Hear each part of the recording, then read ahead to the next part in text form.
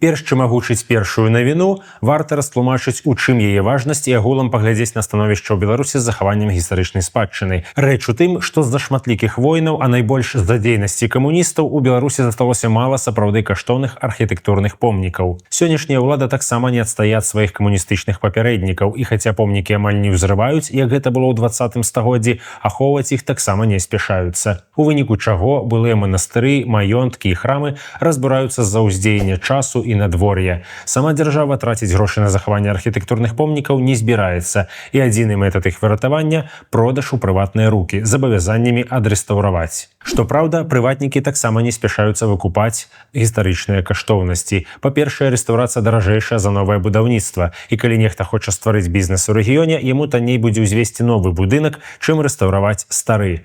Па-другое, дзяржава шмат разоў забірала ў людзей будынкі пасля таго, як інвестар зрабіў у іх рамонт. Таму ва ўкладальнікаў проста няма даверу да гэтай улады. На гэтым фоне прыемным выключэннем стаў дубровінскі былы манастыр бернардынцаў. Яго спрабавалі прадаць ужо шмат гадоў, і 27 кастрычніка нарэшце адбылася паспяховая спроба. Разам з дубровінскім манастыром на гандаль былі выстаўленыя яшчэ некалькі помнікаў нашага рэгіёну. Маёнтак Цюндзявіцкіх канца 19 стагоддзя ў вёсцы Галошава Талачынскага раёну, маёнтак Беліца ў Сененскім раёне і станцыйны дом у вёсцы Паграбёнка таго ж Сененскага раёну. Толькі менскія аб'екты прадавалі даражэй, чым за адну базавую велічыню. У выніку дубровінскаму манастыру пашанцавала. Знайшоўся інвестар, які выкупіў будынак за адну базавую, а пазней стала вядома, што новы ўладальнік пасля рэстаўрацыі будынка плануе адкрыць у ім стаматалагічную клініку. Сённяшні будынак манастыра быў узведзены ў 1809 годзе, і гэта самы стары будынак Дуброўны на цяперашні момант.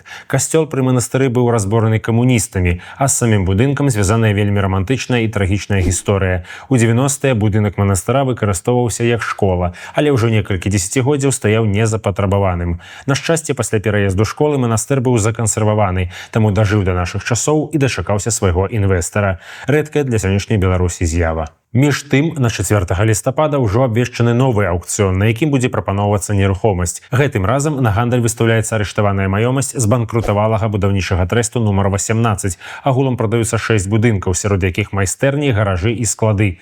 Пакуль кошт на іх дастаткова высокі. Самы танны будынак мае стартавую цану ў 44 300 рублёў, самы дарагі ў 124 000.